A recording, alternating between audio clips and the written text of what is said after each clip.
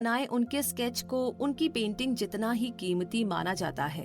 उन्होंने घोड़ों, चेहरे, फूल, यहाँ तक कि माँ के गर्भ में पल रहे बच्चे तक की इतनी सटीक और जीवंत तस्वीर बनाई है, जिसे देखो तो लगता है कि मानो अभी ये तस्वीर बोल ही पड़ेगी।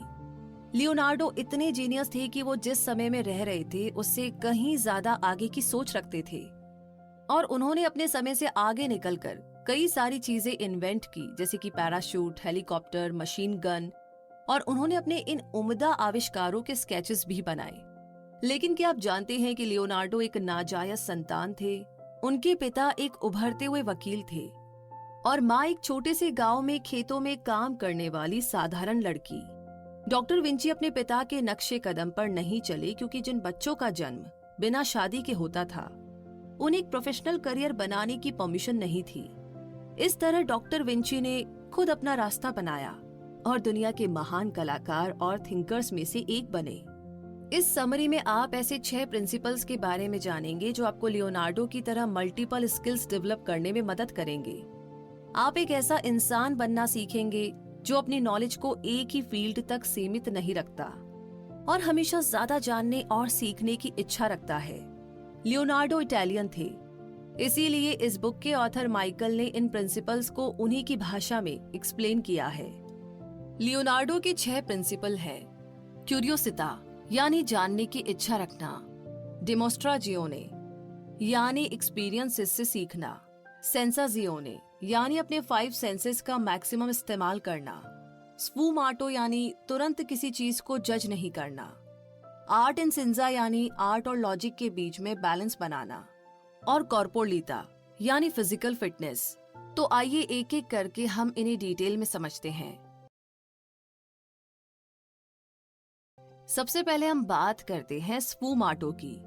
स्फूमाटो शब्द का मतलब है धुएं की तरह ऊपर जाना या धुंधला हो जाना, जहां कुछ भी साफ साफ दिखाई नहीं देता।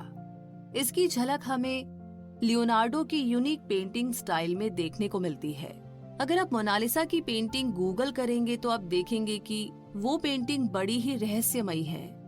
मोनालिसा की मुस्कान का राज आज तक कोई भी नहीं जान पाया। उसमें इतने सारे इमोशंस छिपे हैं कि आप चाहकर भी जान ही नहीं पाएंगे कि उसकी मुस्कान के पीछे की असली भावना क्या है। उसे इस तरीके से बनाया गया है कि आप एक ही बार में उसमें छुपे मैसेज को समझ नहीं पाएंगे। उस हल्की सी मुस्कान में अच्छाई और बुराई, सडक्शन और मासूमियत, दया और क्रूरता, इन सब की झलक दिखाई देती है। आपको क्या लगता है कि लियोनार्डो इससे क्या मैसेज देना चाहते थे? वैसे इस पेंटिंग की एक बड़ी ही दिलचस्प बात ये है कि अगर आप करीब से देखेंगे तो आप देख सकते हैं कि मोनालिसा के मुंह और आंखों का कोना हल्की सी परछाई में ढका हुआ है। यही बात उस मुस्कान को रहस्यमयी बनाती है। उसकी आंखों की शिकन और होठों के किनारे हमें बता सकते थे कि वो उस पेंटिंग में असल में क्या महसूस कर रही थी। लेकिन लियोनार्डो का यही तो इरादा था कि उन्होंने इसे एक पहेली की तरह पेंटिंग देखने वालों पर छोड़ दिया। तो यही पहला प्रिंसिपल है कि हमें तुरंत किसी चीज को जज नहीं करना चाहिए या किसी भी नतीजे पर नहीं पहुंचना चाहिए। एक ही चीज के कई अलग अलग पहलू हो सकते हैं, इसलिए उसके पीछे के कारण को समझने की सोच अपनानी चाहिए। तब जाकर आप उसे सही तरीके से जज कर पाएंगे। थोड़ा अलग एंगल से सिचुएशन को देखने की कोशिश करें। किसी भी नई चीज को देखकर उसके बारे में सवाल करना और उसका जवाब ढूंढने की इच्छा बनाए रखनी चाहिए। यह आपको सच और झूठ के बीच के फर्क को समझने में मदद करता है। यह आपके सोचने की पावर और इंटेलिजेंस को बढ़ाता है। शायद यही वो खासियत है कि जिसने लियोनार्डो को इतने सारे इन्वेंशंस करने में मदद की थी। इस बात को याद रखें कि जीनियस कभी तुरंत किसी नतीजे पर नहीं पहुंचते। वो उसे अलग अलग एंगल से समझने की कोशिश करते हैं, उसके बाद कहीं जाकर नतीजे पर पहुंचते हैं। सालों से आर्ट एक्सपर्ट्स और साइकोलॉजिस्ट ने यह सवाल किया है कि आखिर इस पेंटिंग की मॉडल थी कौन? क्या वो सच में कोई लड़की थी या सिर्फ एक इमेजिनेशन थी? लेकिन आज तक इसका कोई भी सटीक जवाब नहीं दे पाया। किसी ने कहा कि वो लीजा डेल जियोकॉन्डो थी जो फ्रांचेस्को डेल जियोकोंडो नाम के सिल्क के व्यापारी की पत्नी थी।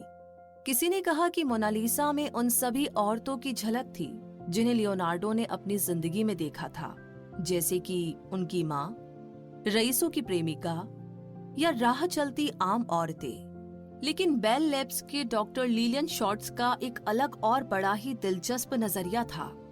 उनका मानना था कि मोनालिसा लियोनार्डो की खुद की तस्वीर हो सकती थी। इसे सेल्फ पोर्ट्रेट कहते हैं। लेकिन कुछ लोग कहते हैं कि लियोनार्डो के पास सिर्फ एक सेल्फ पोर्ट्रेट थी जिसे उन्होंने लाल रंग के चौक से बनाया था।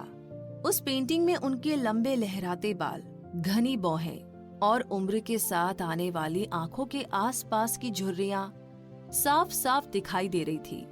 डॉक्टर श्वार्ट्ज ने मोनालिसा की पेंटिंग और उस सेल्फ पोर्ट्रेट को साथ साथ देखने के लिए सटीक माप के साथ कंप्यूटर मॉडलिंग का इस्तेमाल किया।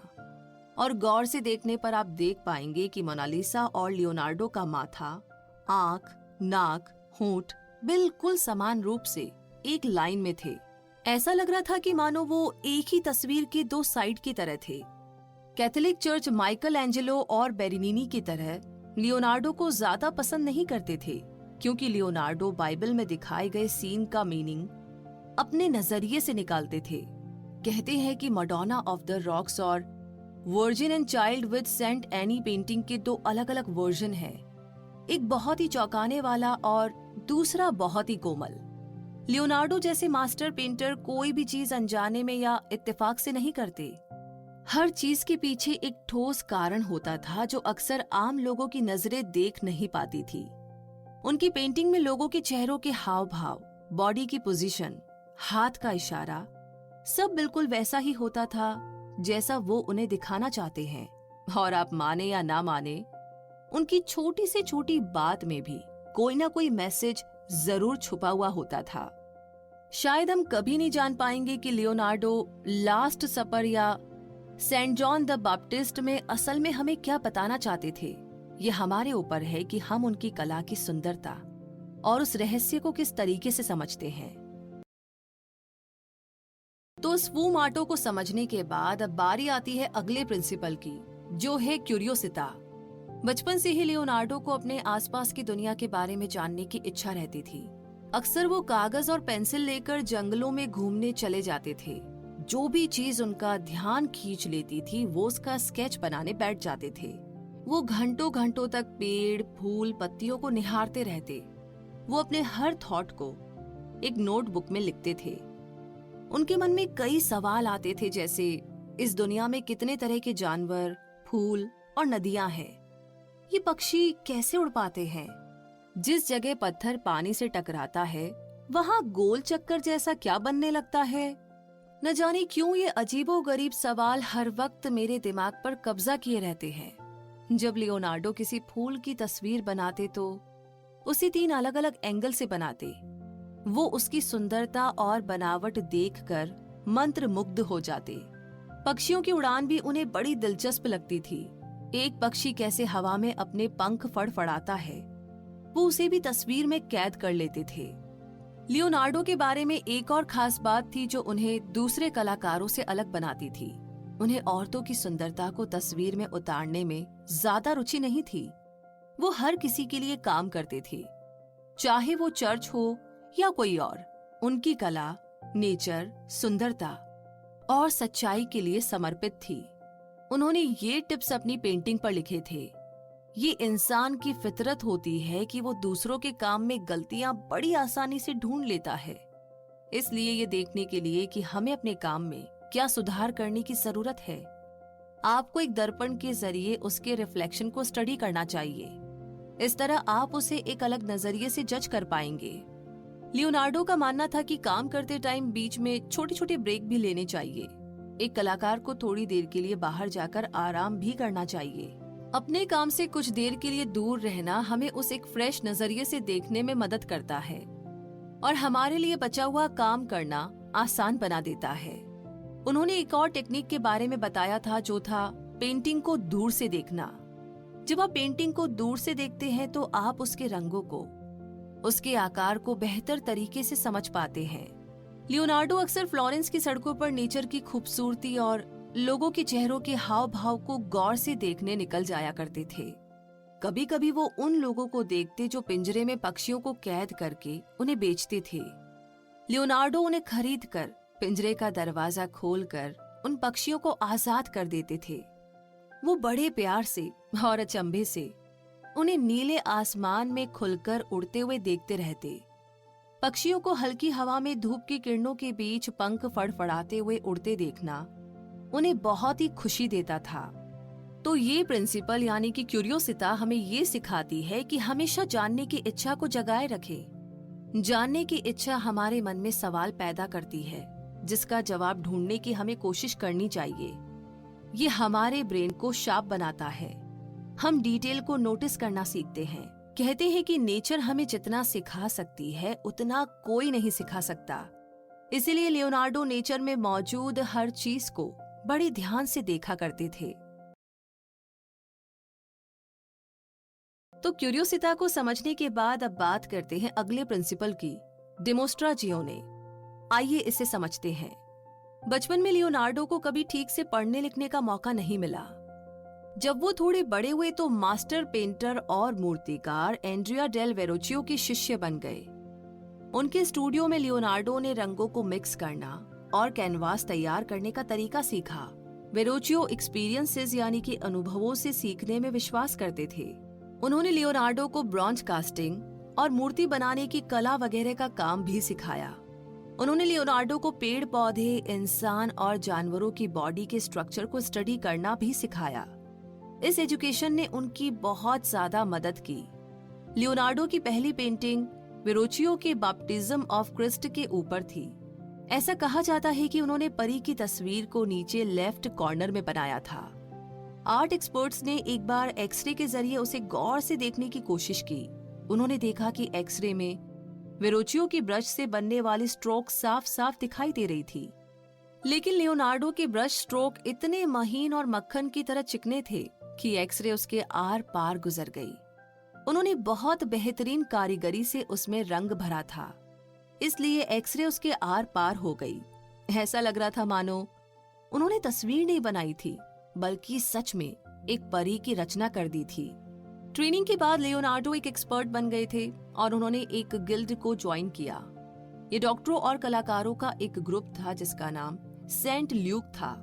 बॉडी के स्ट्रक्चर को समझने के लिए लियोनार्डो ने लगभग 30 इंसानों की लाश और अनगिनत जानवरों के शरीर को काटा भी था। उन्होंने उनके शरीर के हिस्सों की तस्वीरें अपनी नोटबुक में बनाई थी। यही वजह है कि उनकी पेंटिंग में फिजिकल बॉडी का स्केच इतना परफेक्ट होता था। लियोनार्डो प्रैक्टिकल एक्सपीरियंसेस से चीजों को टेस्ट करके सीखने में विश्वास करते थे। उनका मानना था कि कही सुनी बातों पर यकीन नहीं करना चाहिए, बल्कि उसे खुद टेस्ट करके अपनी इंडिपेंडेंट थिंकिंग को बढ़ाना चाहिए। उनका कहना था कि नेचर से बेहतर टीचर कोई नहीं हो सकता, इसीलिए अपने आसपास की चीजों को गौर से देखें, वो आपको बहुत कुछ सिखाएगी। वैसे लियोनार्डो के बारे में एक और दिलचस्प बात है कि उन्होंने 42 यानी कि 42 की एज में खुद लैटिन भाषा सीखी ताकि वो क्लासिक्स में लिखी बातों को बेहतर तरीके से समझ सके। उन्होंने मेडिसिन, मैथ्स, युद्ध कला की कई सारी किताबें भी पढ़ी थी। एक जगह उन्होंने लिखा था कि एक्सपीरियंसेस यानी कि अनुभव कभी भी गलत नहीं होते। आप फेल तभी होते हैं जब आप अपने एक्सपेरिमेंट से तुरंत रिजल्ट मिलने की उम्मीद करते हैं। इसके साथ ही उन्होंने ये भी लिखा कि रुकावट मुझे झुका नहीं सकती। हर बाधा पक्के इरादे और अटलता से चकनाचूर हो जाती है। लियोनार्डो को एक्सपेरिमेंट करना बहुत पसंद था। उनमें से कई तो बुरी तरीके से फेल भी हुए थे, लेकिन फेलियर ने उन्हें कभी भी दोबारा कोशिश करने से नहीं रोका। इसी खासियत की वजह से वो अनगिनत इन्वेंशन करने में कामयाब हुए। तो इसी तरीके से डिमोस्ट्राजियोने क्या है ये जानने के बाद अब अगले प्रिंसिपल की बात करते हैं, सेंसाजियोने। मतलब ये कि लियोनार्डो हमारे 5 सेंस ऑर्गन्स को बहुत ही ज्यादा अहमियत देते थे। उनका मानना था कि हमें इसका ज्यादा से ज्यादा इस्तेमाल करना चाहिए। इस प्रिंसिपल का मतलब है हर चीज को गौर से डिटेल में देखना। ये आपके ब्रेन पावर और लर्निंग स्किल को बढ़ाते हैं। ये हमारा फोकस बढ़ाकर हमें जीनियस बनाते हैं। सेंसेस का ज्यादा इस्तेमाल करना मतलब हर आवाज को गौर से सुनना। अगर खाना खा रहे हैं तो उसका पूरा जायका लेना। आंखों के माध्यम से हर चीज की डिटेल को देखना। लियोनार्डो हमेशा अपने सेंसेस का ज्यादा से ज्यादा इस्तेमाल करते थे। वो बड़े गौर से अपने आसपास के परिवेश, पहाड़ों, झरनों, जानवरों और लोगों के हाव भाव को देखते और उससे सीखते। जितना हो सकता था वो उतने अच्छे कपड़े पहनते थे। उन्होंने अपने स्टूडियो को फूलों और परफ्यूम की खुशबू से भर दिया था। वो कम क्वांटिटी में हेल्दी खाना खाते थे जिसे खूबसूरती से प्लेट में सजाया गया हो। ऐसा खाना उन्हें खाना पसंद था। वैसे क्या आप जानते हैं कि लियोनार्डो एक म्यूजिशियन भी थे? वो वीणा, बांसुरी के साथ साथ कई इंस्ट्रूमेंट भी बजा सकते थे। कहते हैं कि उनकी आवाज भी बहुत ही सुरीली थी।